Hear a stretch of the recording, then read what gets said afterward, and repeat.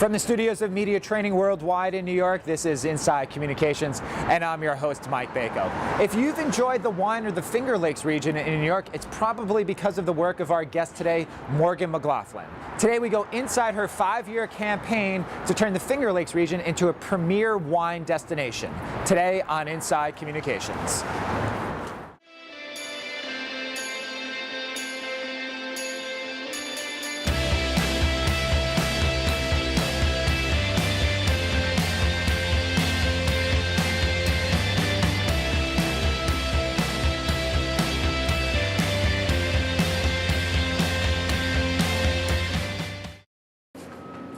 Morgen, thanks for joining us today on Inside Communications. Oh, thank you for having me. So tell us, how did you do it? How did you turn the Finger Lakes area into a premier wine destination, especially for Rieslings? It takes a lot of hard work and a lot of time on the pavement, actually. A few years ago, when I started in the position with Finger Lakes Wine Country, we started working with an agency, DCI, a public relations firm, and we were trying to get additional editorial coverage on the region in magazines and newspapers. And I remember a particular case where we were meeting with an editor from a wedding magazine, and the young woman sitting across the table from me said, "You know, why would someone want to get married in the Finger Lakes when your wines aren't very good?" I said, that was sort of a light bulb moment for me. That's the aha moment where, okay, I've got my work cut out for me from a perception standpoint. Absolutely, that you couldn't really promote a destination if there is a perception that quality cannot be found from wine. And when you're a wine country destination, the thing that must rise to the top is you have to be seen as producing quality wine. Now, the reputation for that area certainly was not on the level of California or some other regions. What were some of the initial steps that you took just to get that first word out and then building on some of that positive publicity? Well, the next stop we made was actually to Wine Spectator. And in wine and tourism marketing, you have the gatekeepers, and you have to not only develop relationships, but you've got to understand their process of how they operate in identifying whether a region is here. So when we met with Wine Spectator, they were very clear in saying, and I went to one of the editors and said, okay, how do we get on the cover of Wine Spectator? How does Finger Lakes get on the cover? And the editor said, well, it's not that easy. You have to first start by making sure your wines are submitted for review.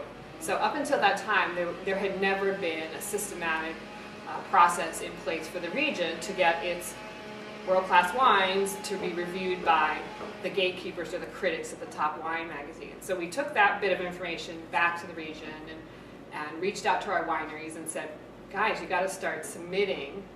And they felt that process was very challenging.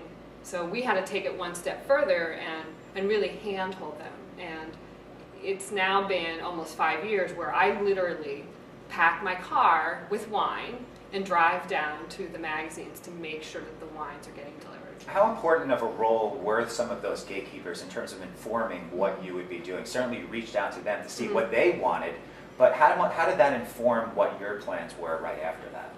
Well, the gatekeepers are absolutely critical in order for a region to break through. I mean, in the case of the Finger Lakes, we have a relatively small marketing budget. We're just under $1 million.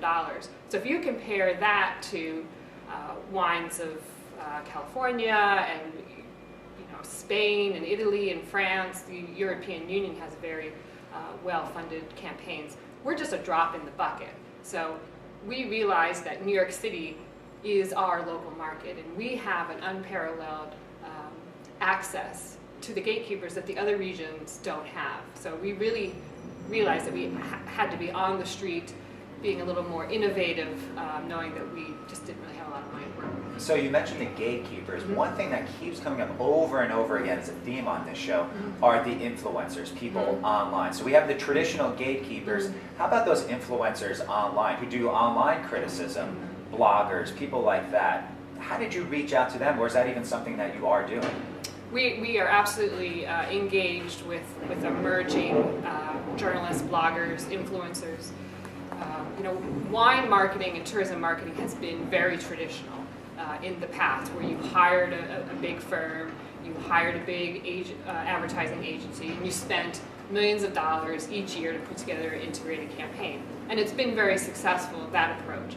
But as new media has become a form of communication, it's a game changer. So you have regions that don't have access to the millions of dollars, are able to get their voice heard almost to the same level as these well-funded regions, just by reaching out through new media and influencers. So let's take an inside look on that. You really dove into the social media realm, Facebook, Twitter, using Foursquare.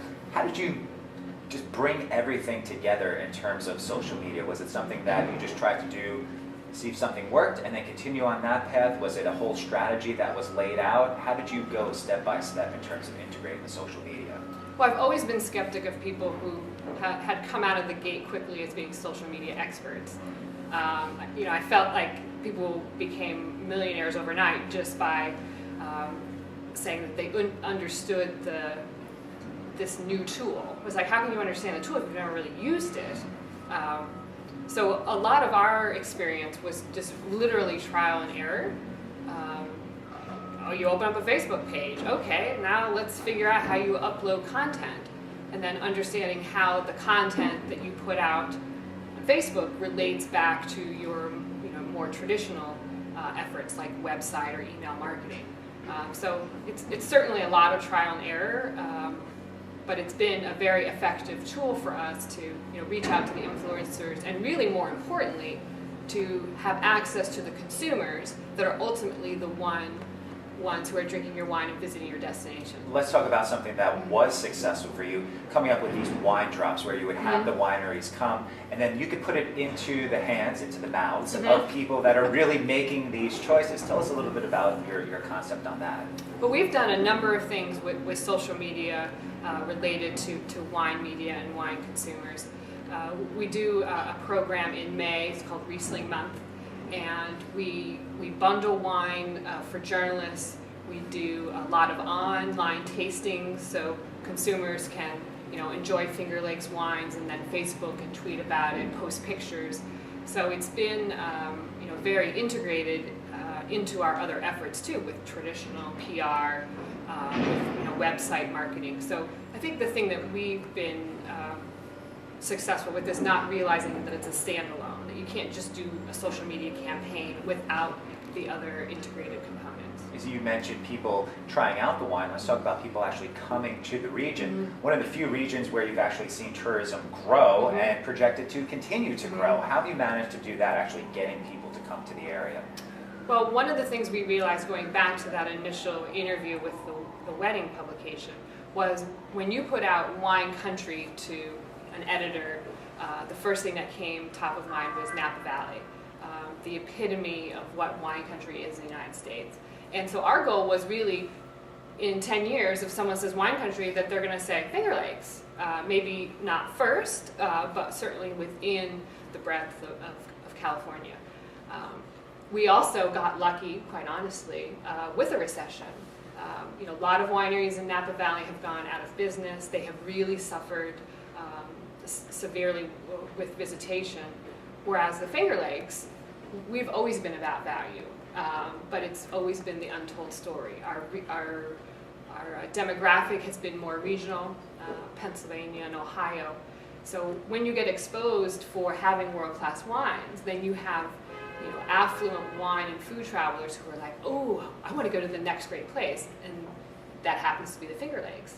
Then they do some research and realize that they can come for a week versus spending that same amount for a day in California. I mean, it's literally that difference in price. So certainly over the last few years, success has been right at the forefront. How do you measure success? Is it the number of wines that get placements in media, wine rankings, 90 plus rankings, people coming to the area? How do you personally measure success? Well, ultimately, our organization is about promoting the destination. So we are judged solely on the number of people who come to the region and spend money. Most of our funding is generated through room tax dollars, so it's literally heads and beds. So you could have all of the great wine ratings that you want, But if that's not increasing visitation, then the strategy hasn't been effective. So during that recession period since 2005, we've seen a steady growth in visitation and room tax collection. And then from 2009 to 2007 specifically, we saw a jump of 25%. So now moving forward, we've talked about how do you measure success, how do you manage success? You're talking about people coming to the area. How do you work with local retailers, hotels, bed and breakfast, things like that, to continue the growth, to provide people that are coming with an experience that they're going to remember, tell their friends, and even come back for return visits? Well, I think when you focus on one specific strategy, so in this case, it was trying to change the perception of the quality of the wines. Well, the wineries are just one component of what we offer in the destination. So ultimately, it's important that you have all of your stakeholders, so it's government officials, chambers of commerce, presidents, but ultimately the tourism businesses themselves to understand the strategy and want to be part of it. So we put out numerous year-round promotions that all tourism businesses can be a part of. Then they feel excited when they see, articles in Budget Travel, or when you're selected as a top value destination by Sherman's Travel. Then everyone gets excited and they've realized that the strategy has been effective. So getting everyone together on the same page is certainly something that builds continuity in terms of the message and driving people to different areas. And as with any destination, there's always the complexity of, you've got the multitude of stakeholders, everyone's got different opinions, but ultimately it comes down to the effectiveness of your work. And it's taken, at least for me, being in this position for 5 years, it takes a number of years to build trust, for people to understand, where the strategy is going. Then they see the success, and then they ultimately see more customers through their establishment or more reservations. Then it's sort of like an aha moment. The challenge will be, how do you continue positive tourism growth? That will be a challenge that moves now beyond marketing when you're looking at infrastructure issues. Do we have enough room capacity for people to come? The idea of can you almost become too successful right. in a way? Mm-hmm. So let's take a look inside. You mentioned your 5-year tenure there. What are some of the challenges that were going on during year 1 that now as you get to year 5, you've met those challenges, Mm-hmm. you're able to pick up the phone and get the editor of Wine Spectator on the phone and talk to them about the region. What do you see as some of the challenges moving forward? You've gotten to a certain point. How do you go to that next level? The global marketplace remains extremely competitive. There are wines being produced in every state in the United States. 50 states now have wineries. States are realizing that tourism can be a growth industry. When you package wine with your tourism message, that brings more people to your region. So we will see more competition domestically. Also, other countries are getting more aggressive with their wine country messaging. So you have Bordeaux and Burgundy, who have traditionally focused just on exports of their wines. Now they're realizing, wow, we can bundle this into a tourism message and invite consumers from around the world to come to France. So that will be our biggest source of competition. And as we wrap up today, where can people find out more information? Of course, we have a website, fingerlakeswinecountry.com. We're active on Twitter, active on Facebook. So whatever platform that you find most convenient for communication, chances are we're there. All right, thanks for going inside communications with us today. Thank you so much.